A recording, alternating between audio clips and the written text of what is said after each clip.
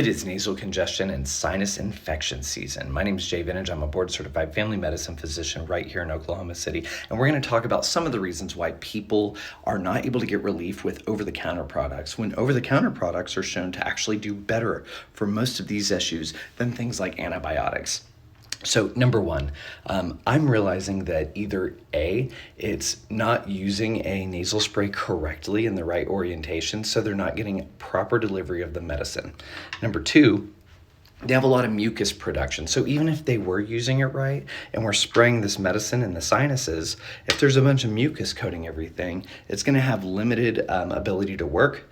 And number three, sometimes we're using the wrong nasal spray for too many days in a row. So let's talk about all those. Number one, correct usage. So we've got a nasal spray. This one right here is actually a nasal steroid. These are the ones that I do. There's kind of like your fluticasone. There are things like triamcinolone, and they're all over the counter. A lot of them are. But anyway, you want to always hold this thing upright. Number two, you want to always put your head down. And number three, you want to put it, because your nose goes back, not up. And number three, you want to tilt it to the side that you're on. So let me give you an example. That's my right nostril. We're going to hold this straight up, look straight down, put it just in, tilt it to the right, and then we're going to sniff like a rose. That's it. And I felt it go all the way to the back of my sinuses. Now I can kind of roll it around. If you're tasting it, you didn't spray it right, and so a little practice is going to go a long way.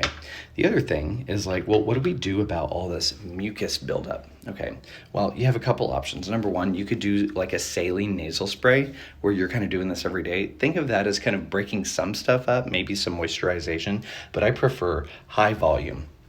So what you would do is get something like a neti pot, and you would actually fill that up with distilled water and one of the little neti pot salt packets, and that just helps neutralize your sinuses. What you could do is you put that in the nostril and out the other nostril, all your snot, phlegm, and everything like that goes.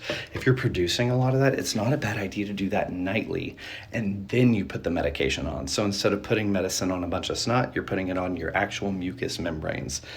One of the third reasons that people think that the nasal sprays aren't working might be because you're using this specific type of nasal spray.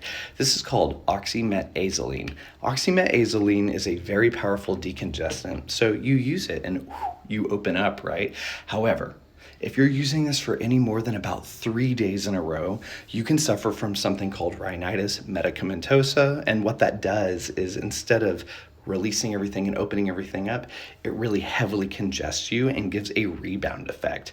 Hopefully this is helpful, and if you have any questions, leave it in the comments below.